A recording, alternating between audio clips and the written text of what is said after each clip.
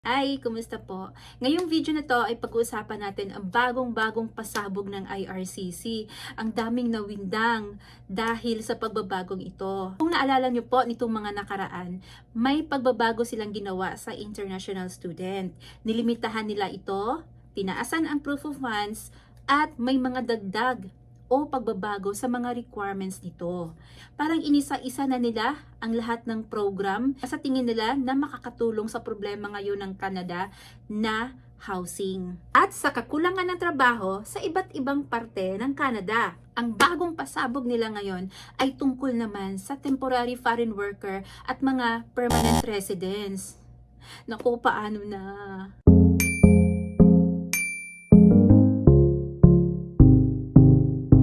Hot topic po ito ngayon. Ang daming kinabahan at marami pong nalungkot sa balitang ito. Pero take note po, kung nasa kategory po kayo ng healthcare, construction, ay hindi po kayo matatamaan sa pagbabagong ito. Una po ay ang validity ng LMIA or Labor Market Impact Assessment, na dati pong 1 year ang validity nito, ngayon ay iniklian po nila, ginawa na lang pong 6 months. Sa mga hindi po nakakaalam kung ano po ang LMIA, ito po ay isang application ni designated employer para po makapag-hire po sila ng temporary foreign worker. Ibig sabihin po ay isa po itong requirement ni employer para po makapag-hire po sila ng mga trabahante sa labas ng Canada. Kailangan po muna nilang i-prove na wala po silang ma-hire ng mga citizens at mga permanent residents na mag-fill sa job vacancies nila. Pero po may mga employers naman po na mga LMIA exempted. Katulad ko po, na-hire po ako at na-process po ang papeles ko under Atlantic Immigration Program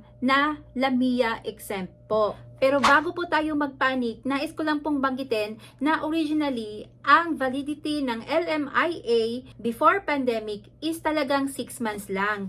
In-extend nila ito ng 12 months validity nung kapanahunan ng pandemic dahil sa labor shortage nung kapanahunan ng pandemic. Kaya po huwag tayo mag-alala kung umikli man ang LMIA validity ng 6 months. Lamia po muna bago work permit at dapat po i-process ang work permit bago matapos ang 6 months. Tandaan po natin, ang valid LAMIA ay pwede din po nating gamitin ito sa express entry para po pangdagdag din ito ng CRS points. Pero po, may negative impact din ito sa mga international students who are working under PGWP. Mahirap po makahanap ng positive LAMIA on time. After filing ng express entry, kung hindi po maging PR in 6 months, ang effort po ay mabaliwala po. It will all be wasted. Disclaimer lang po, correct me if I'm wrong. Pero ganun po ang pagkakaintindi ko.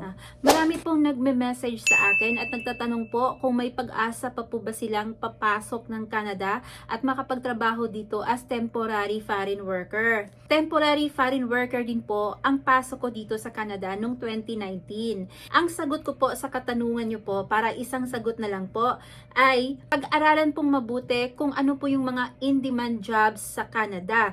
Katulad na lang po halimbawa ng healthcare, ito po ay talagang in-demand na trabaho dito. Kulang na kulang po sila sa mga trabahante nito, mga caregiver, mga nurse, basta po related sa healthcare. Kasunod naman ay ang agriculture. In demand din ito, pati ang construction. Ang kasunod po, tulad ng ipinakita ko kanina, Canada to reduce temporary resident population by 6.2 population in 2023.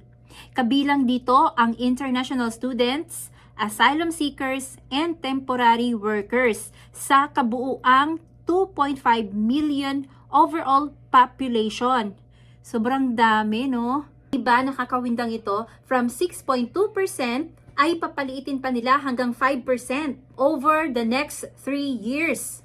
Kaloka. Grabe, no? Abangan po natin ang mga susunod pang mga updates at pasabog ng IRCC patungkol po sa mga pagbabago sa immigration. Di ba kung iisipin mo, sa paanong paraan ba sila magbawas ng 2.5 million katao? Kung papauwiin ba nila ang mga temporary foreign workers sa papamagitan ng paghigpit pa sa mga eligibility requirements sa pag-apply ng permanent residence. Iba kaloka, mahirap po talaga pag ang status natin ay hindi pa tayo permanent residents or citizens. May mga announcement na ganito na mga pagbabago sa immigration ay talagang mamomroblema po talaga tayo dahil ang mangyari, tanggap lang tayo ng tanggap sa pagbabago ng rules ng immigration. Para po sa karagdagang kaalaman ay maaari po lamang na bisitahin natin ang official website ng Canada. I-share ko po sa description ang link nito.